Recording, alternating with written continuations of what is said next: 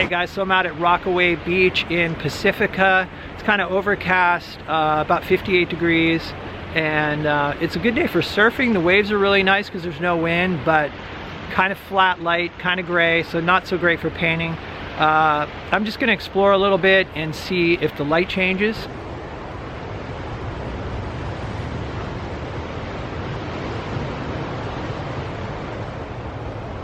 So I remember the first time ever checking out tide pools. I was about 14 years old and we were visiting California. It was around Thanksgiving, and I was visiting from New Jersey because our family was thinking of moving out here. And so my brother Kevin and I went down to the water. We were staying in Half Moon Bay, and we hiked down to the water and started exploring. And we saw something very large sticking out of one of the tide pools. And it turns out it was a stingray. It was probably, I'd say, 2 feet across, pretty large. And so we were like, wow, this is pretty cool. So we explored. We didn't find anything else except maybe a few fish, crabs and stuff like that. But the funny thing is in all the years that I've been looking in tide pools, the first time was the best. I've never seen anything even remotely like that. But today there's a bunch of starfish. So let me show you those. All right, so there's like orange ones and then these kind of like purplish burgundy colored ones. Also, these sort of aqua colored sea anemones are really pretty.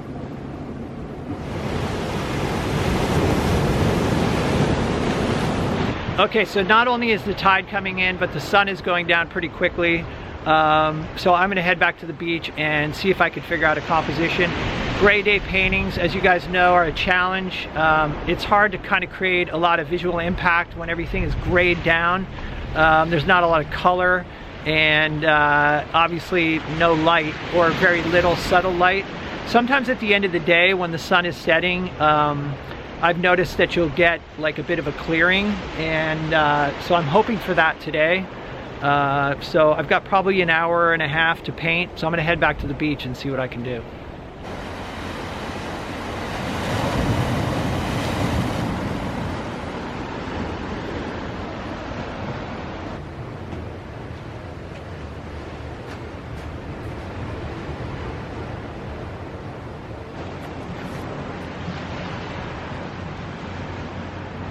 All right, so it looks like the sun is going to set on the other side of this hill here, which means I'm gonna have to hike all the way to the top if I want to get any sort of light at all.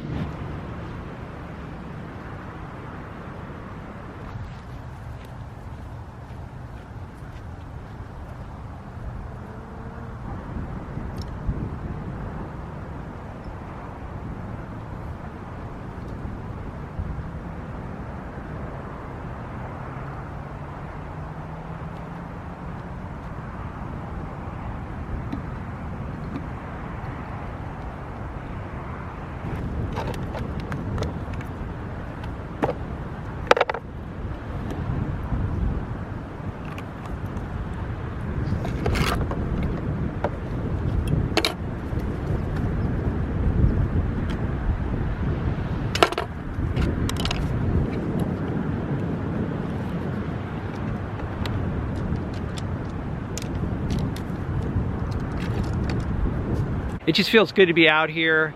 It's really comfortable. There's like no wind, even though I'm on the top of this sort of mountain, if you could call it that.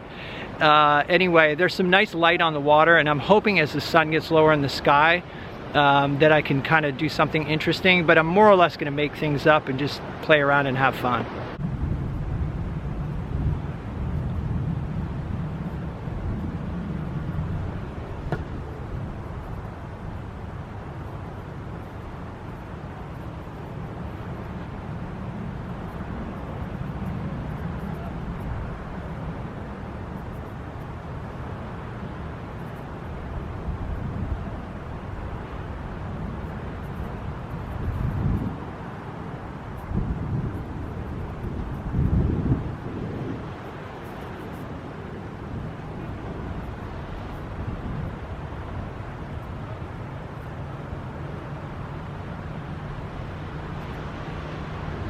All right, so this is an unusual composition for me. The subject matter is off in the distance, and I'm pretty much just focusing on trying to create a convincing feeling of light.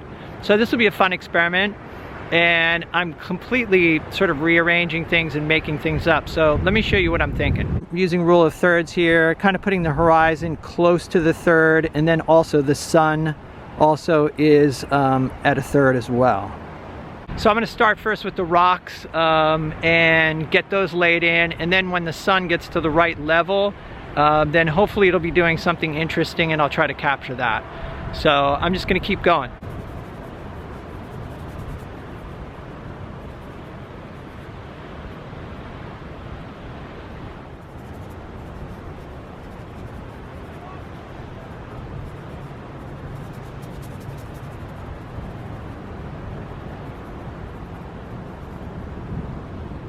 Normally I paint from dark to light, but I'm gonna lay in the brightest bright, which is the sun. So I've just mixed a little bit of yellow and titanium white. And so I'm laying that in kind of thick, and then I'm gonna gauge the whole painting to this light color here.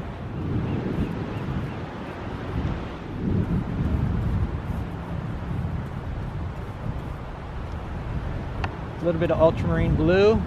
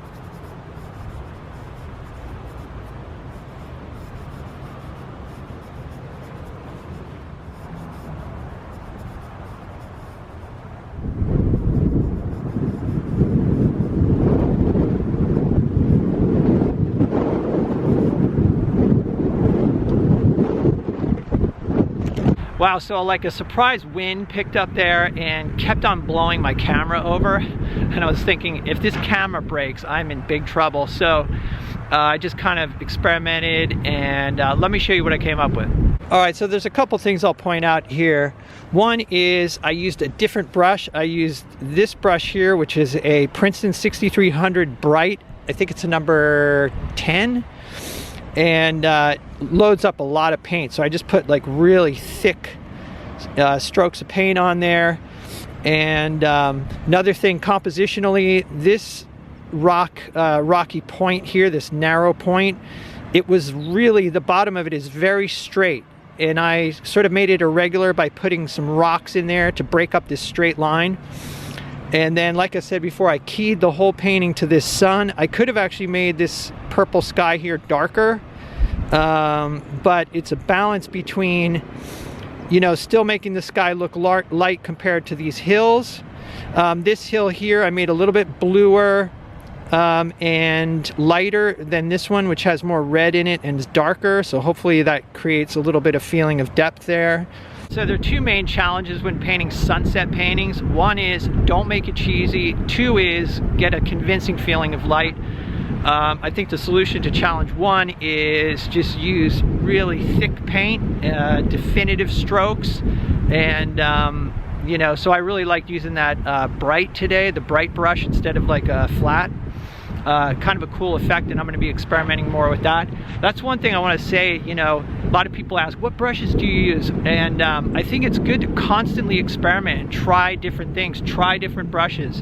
I was kind of frustrated with the effects I was getting with a flat, so I just, in desperation, picked up the bright, and it was like, ooh, this is cool. This is kind of getting an effect that I like.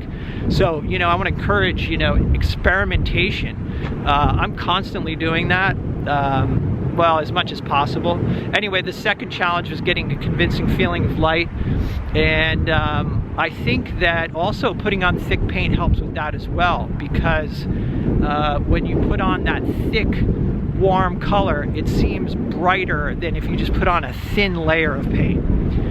which will pick up the paint underneath it and get muddy. But if you lay on just a big, thick, you know, warm white, it kind of creates a really convincing feeling of light. And then also, of course, darkening everything around it.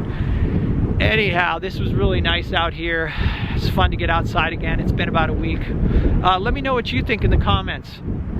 But as usual, thanks for hanging out, guys. I will see you in the next video.